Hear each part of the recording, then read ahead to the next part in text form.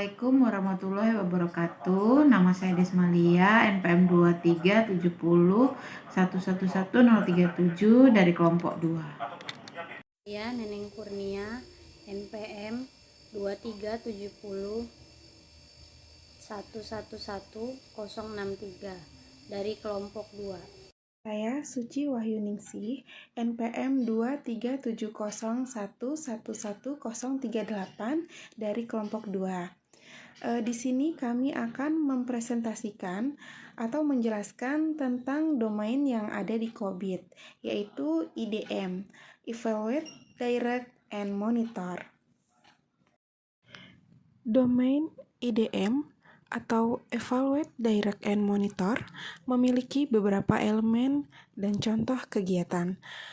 Untuk elemen yang pertama, yaitu Ensure Governance Framework Setting and Maintenance. Contoh kegiatannya adalah menyusun dan memperbaharui kebijakan tata kelola TI. Kegiatan ini melibatkan pengembangan kerangka kerja tata kelola yang mencakup kebijakan, prosedur, dan struktur organisasi. Organisasi perlu melakukan analisis untuk menentukan kebutuhan tata kelola yang sesuai dengan tujuan bisnis.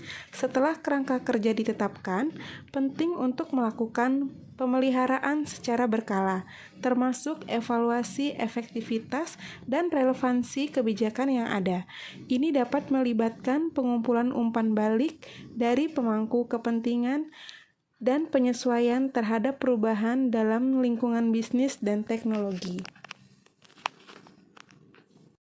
Elemen yang kedua yaitu Ensure Resource Optimization. Contoh kegiatannya adalah mengembangkan rencana pengelolaan sumber daya TI. Organisasi harus memastikan bahwa sumber daya TI termasuk manusia, teknologi, dan informasi dikelola secara efisien.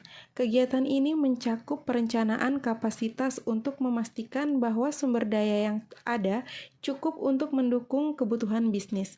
Selain itu, pengembangan keterampilan dan pelatihan untuk staf TI juga penting untuk memastikan bahwa mereka memiliki kemampuan yang diperlukan untuk mendukung tujuan organisasi.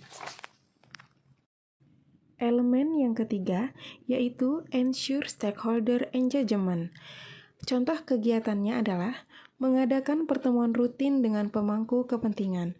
Kegiatan ini melibatkan identifikasi semua pemangku kepentingan yang terlibat dalam tata kelola TI, termasuk manajemen, pengguna, dan pihak ketiga. Organisasi perlu membangun saluran komunikasi yang efektif untuk melibatkan pemangku kepentingan dalam proses pengambilan keputusan. Ini termasuk mengadakan pertemuan rutin untuk mendiskusikan kebutuhan, harapan, dan umpan balik dari pemangku kepentingan, sehingga strategi TI dapat disesuaikan dengan kebutuhan mereka. Elemen yang keempat yaitu Ensure Benefits Delivery. Contoh kegiatannya adalah melakukan analisis biaya manfaat untuk proyek TI. Organisasi harus mengidentifikasi manfaat yang diharapkan dari investasi TI dan melakukan analisis biaya manfaat untuk memastikan bahwa proyek memberikan nilai tambah. Kegiatan ini mencakup pengembangan metrik untuk mengukur pencapaian manfaat yang telah ditetapkan. Selain itu, organisasi perlu melaporkan hasil pencapaian manfaat kepada pemangku kepentingan secara berkala untuk memastikan transparansi dan akuntabilitas. Elemen yang kelima atau yang terakhir yaitu Ensure Risk Optimization.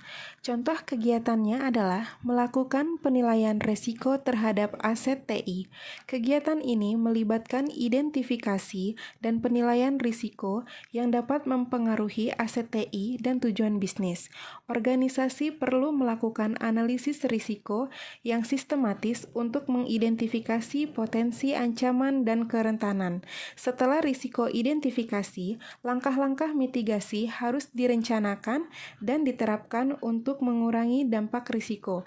Ini termasuk pengembangan rencana kontingensi dan strategi pemulihan bencana untuk memastikan kelangsungan operasional.